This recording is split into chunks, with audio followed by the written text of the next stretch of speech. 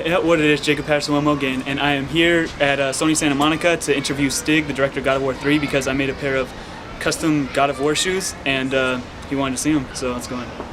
Why don't you introduce yourself until where we're at? I'm Stig Asmussen. I'm the game director on God of War 3. What came along with being the face of such a huge franchise like God of War? A lot of pressure.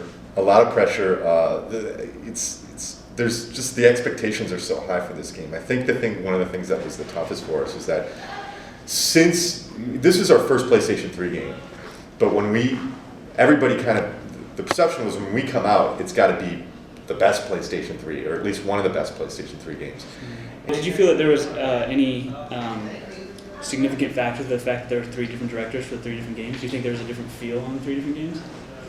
Yeah, I think there's a different feel. I think God of War 1 is probably more of an intimate affair than any of them. God of War 2 is probably just continues to go up and up and up and up. It gets bigger and bigger and bigger and bigger. And 3, I think, is probably kind of a combination of those two things, where we start big and then we drop it down for a while and then we get big again. I'm really proud of the pacing that we did in 3. I think it was more, kind of a combination of what I, as a director, got to see worked really, really well for 1 and worked really, really well for 2, and I tried to kind of inject both of those, or a combination of those ingredients into 3. What was your favorite part of the game? Kronos. It's either the whole Kronos experience. The beginning of the game is really big as well, but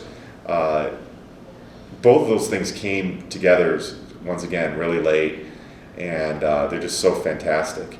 I really like smashing all the kills. I like smashing Hercules' head, and that boss fight's awesome because at the end of it, all you want to do is just just pummel him, and the Hermes run is good too, and I like the little chicken run sequence that we have at the end there where you chop his legs off. The guy's so annoying, and that was the whole point. Is just so when you finally get your hands on him, it's like all you want to do is just rip his legs off, and just usually the high moments. There's a lot of rumors going around about this, so I'm going to ask you something. At the end of God of War 1, there was the whole vengeance story about Kratos and his brother, mm-hmm. and then in God of War 2, on the special features, he said that they were just going to ignore that and then make God of War 2 be its own story. But in the God of War collection, there's a trophy, a silver trophy called Legend of the Twins, and a lot of people are asking about that, and if there's any significance about that, and where it's going to go from there. Okay, Legend of the Twins trophy. That's a funny story. I'm glad you brought that up. That's actually there's 2 parts to it. Part of it has to do with what you're talking about, and we're kind of like, oh, maybe we can mess with people and we'll put that in here. Yeah. The other part is it's kind of an inside joke as well, and we don't like to do a lot of inside jokes with their stuff. And we try not, I play games where every single trophy is like an inside joke for the team, but we thought this was a good one because it has significance. So the twins from that movie that you're talking about, that sequence that was at the end of God of War 1. There was a friend of mine in college that he was really into this Anne Rice book, and one of the chapters was called The Legend of the Twins, and he used to be infatuated with these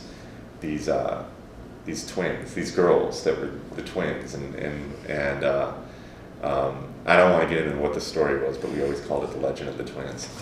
Kind of his interaction with these 2 girls. So. But you guys knew that there was going to be people who thought that? Oh yeah, that's why we put it in there. But it's a joke with me and some of my friends that work on the game, and we know this guy, and it's we always talk about The Legend of the Twins, but we knew that it had a double meaning, and it had a significance to God of War. So you had big set pieces like that Kronos fight you talked about and stuff. What were the first ones you had? Because I noticed a lot of times when people are telling stories, they'll develop those huge set pieces that sequences that they like, and then work them into the story. What were the more important ones you had? Well, obviously the beginning of the game was right there from the beginning. From when we started production, because that's where God of War 2 left off, and we kind of had to, the stake was in the ground. We had to follow through with that. So we began work on that pretty early. Actually, though, we started Kronos before that because we thought that Kronos was going to be a simpler sequence because he wasn't going to be climbing up a mountain and this and that. It was a curse, though, because some of the stuff we found out at the end, some of the stuff that we did on Kronos was so cool, we should have done it on Gaia at the beginning as well. So, but both of those were done really early. We made a commitment to do the Titans really early. We had another Titan sequence that was at the end of the game that we ended up cutting was a very, very hard cut. It was a 3-way fight between Zeus, Gaia, and Kratos. And you know the part where she lifts up the rotunda and crushes it? That was going to start the whole thing. Like there was this sequence where you're fighting inside there and she's like actually rocking and she's shaking in and she's like poking her fingers in there and trying to get at you guys, and then she breaks it and there's this whole fight that took place on her arm and on her head and you're chasing Zeus, and it was really cool. The whole thing worked. We actually had remember the grapple bridge moment that we had in God of War 2, the bridge that you had to grapple across? Oh, yeah.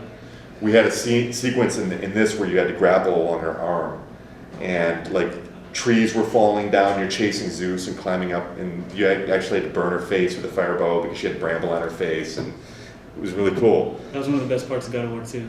Yeah, it was amazing. So we wanted to pay homage to that on a moving creature, and it was so much work to get the Titans done, and it's like literally like a Titan sequence took up half the team. So is anyone ever going to see that or be able to play it ever anywhere? I would like to try to get some of that stuff at least on video, because we have it all archived. I don't know if we can get it in playable state. I don't know if that code actually still works anymore, but we have recorded DVDs of it and everything, and I would like to capture that stuff and get it out on the PSN or any other channels that we can get it to the people and let them see it, because I think it's really cool. I mean, one of the things that I'd really like to do is take our whole alpha disc somehow and split it up and basically collect some of the guys in the team and sit down in a room and watch it and do director's commentary, commentary with all of us talking about the game and where it was back in, 5 months before we shipped, and let the fans see really how much the game changes in the last 5 months, because it's pretty astonishing. Yeah, that's actually a really, really good idea, and people know you for that too, because of having the whole making of things and everything. Yeah. Everyone's going to know everyone. That would be really good. There's a huge market for that. Yeah, I think it's something that you can expect to see in the future. Okay, well, is there anything else you want to say? No, she was really cool. Yeah, but it's a great interview. I think you guys asked me some questions that I've wanted to tell people about, but I haven't had a chance to, like the Legend of the Twins. So I just got out of the interview with Stig at Sony Santa Monica, and it went really well. I'm learning how to do this whole interview thing, and apparently I'm doing well because he said that. So it was fun, and I hope you guys enjoyed the video. Once all that's off, hats off to a true life artiste, Jacob Patterson. Subscribe, he's a beast. When you walk down the street, you gotta have art on your feet. These are so much more than sneakers.